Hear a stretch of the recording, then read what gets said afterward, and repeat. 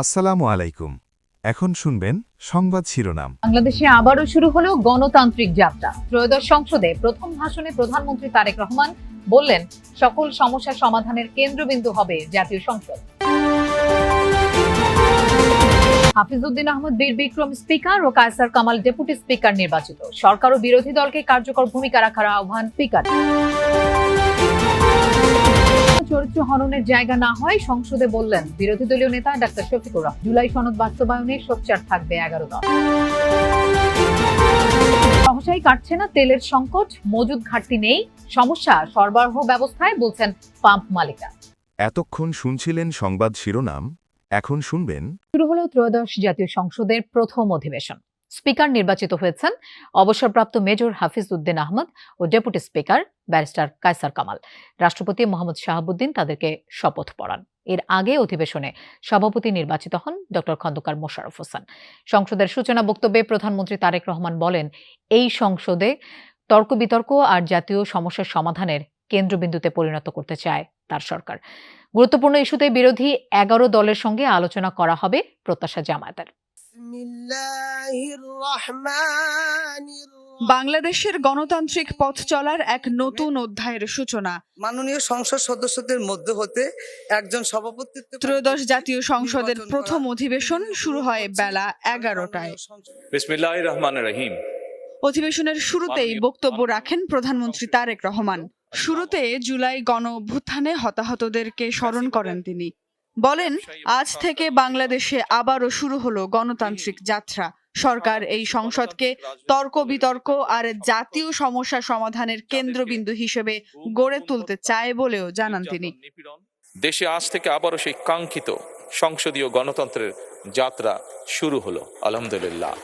BNP একটি স্বনির্ভর, সমৃদ্ধ, নিরাপদ গণতান্ত্রিক বাংলাদেশ প্রতিষ্ঠা করতে চায়। এই লক্ষ্য অর্জনে আমি জনগণের সমর্থন এবং সহযোগিতা চাইছি। আমরা এই মহান জাতীয় সংসদকে সকল যুক্তি, তর্ক আর জাতীয় সমস্যা সমাধানের কেন্দ্রবিন্দুতে পরিণত করতে চাই। অধিবেশন শুরুর আগে সংসদে স্পিকার এবং ডেপুটি স্পিকার নির্বাচিত না হওয়ায় কার্যক্রম পরিচালনার জন্য অধিবেশনের সভাপতি হিসেবে ডক্টর খন্দকার মোশাররফ হোসেনের নাম ঘোষণা করেন প্রধানমন্ত্রী। সভাপতি হিসেবে এই নাম সমর্থন করে সরকারি এবং বিরোধী দল। আমাদের দলের পক্ষ থেকে পূর্ণ সমর্থন জানাচ্ছি। প্রধানমন্ত্রীর এই প্রস্তাবকে আমরা বিরোধী দলের পক্ষ থেকে পূর্ণ সমর্থন জানাচ্ছি। এরপর সভাপতি ঘোষণা করেন স্পিকার এবং ডেপুটি স্পিকারের নাম। স্পিকার নির্বাচিত হন অবসরপ্রাপ্ত মেজর হাফিজউদ্দিন আহমেদ বীর বিক্রম এবং ডেপুটি স্পিকার নির্বাচিত হয়েছেন ব্যারিস্টার কায়সার কামাল।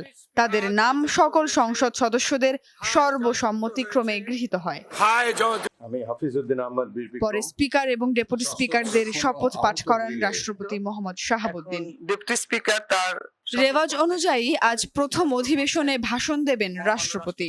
দর্শক, ত্রয়োদশ জাতীয় সংসদের প্রথম অধিবেশন চলছে, আমরা সরাসরি চলে যাচ্ছি জাতীয় সংসদে। 87 যশোর 3 মাননীয় প্রতিমন্ত্রী বিদ্যুৎ, জ্বালানি ও খনিজ সম্পদ মন্ত্রণালয়কে বক্তব্য রাখার জন্য আহ্বান করছি। আপনার মাধ্যমে মহান জাতীয় সংসদে উপস্থিত মাননীয় সংসদ নেতা, মাননীয় বিরোধী দলীয় নেতা এবং সকল সম্মানিত সদস্যকে সালাম এবং শুভেচ্ছা জানাচ্ছি। আসসালামু আলাইকুম রহমতুল্লাহ। দেশনেত্রী বেগম খালেদা জিয়া বাংলাদেশের গণতন্ত্রের প্রতীক, যিনি অত্যন্ত মাঝ বয়সে তার স্বামী হারিয়ে তার 2 নাবালক সন্তানকে মানুষ করবার দায়িত্ব ছেড়ে সারা বাংলাদেশের গণতন্ত্রকামী মানুষের জন্য গণতন্ত্র ফিরিয়ে আনবার জন্য রাজপথে নেমে এসেছিলেন।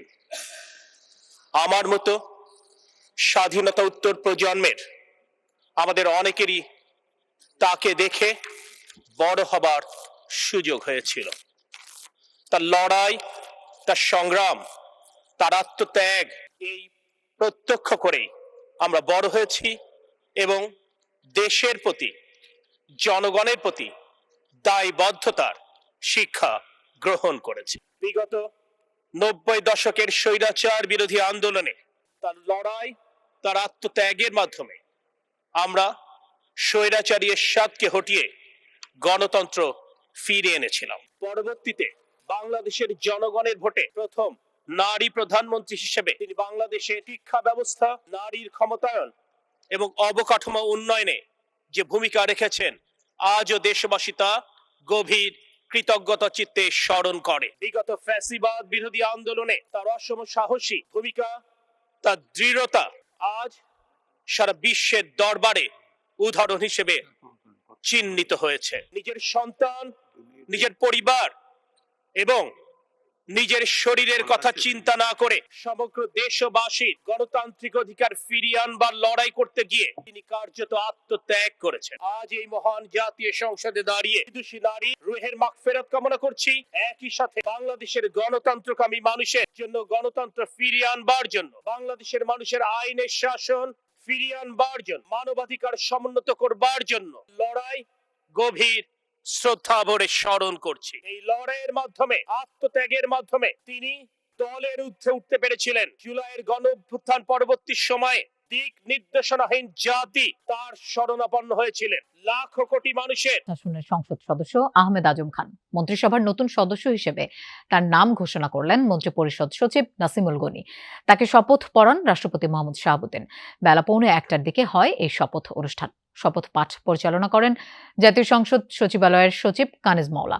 শপথ পাঠ অনুষ্ঠানে উপস্থিত ছিলেন সংসদ নেতা ও প্রধানমন্ত্রী তারেক রহমান, স্থানীয় সরকার মন্ত্রী মির্জা ফখরুল ইসলাম আলমগীর, স্বরাষ্ট্রমন্ত্রী সালাউদ্দিন আহমেদ, আইনমন্ত্রী মোহাম্মদ আসাদুজ্জামান, সংসদ সদস্য গয়েশ্বর চন্দ্র রায় সহ আরো অনেকে। দর্শক, দুপুরে বাংলাদেশের আয়োজনে এবার একটা বিরতি নিচ্ছি, ফিরছি একটু পরে, আমাদের সাথেই থাকুন। বৈধ অধিকারের স্বীকৃতি আর ক্ষতিপূরণ দাবি করেন তিনি। ভবিষ্যতে আর আগ্রাসনের শিকার হবে না ইরান, সে বিষয়ে জোরালো আন্তর্জাতিক নিশ্চয়তাও চান। সপ্তাহ আগে শুরু হওয়া যুক্তরাষ্ট্র ইসরায়েলের যৌথ অভিযানে একের পর এক শীর্ষ নেতাদের হারিয়ে আরো বেপরোয়া ইরান। ইসরায়েলে মুহুর্মুহু হামলা, মধ্যপ্রাচ্যে যুক্তরাষ্ট্রের একের পর এক সামরিক ঘাঁটি ও মার্কিন মিত্রদেশগুলোর জ্বালানি স্থাপনায় মিসাইল দাগিয়ে জবাব দিয়ে যাচ্ছে তেহরান।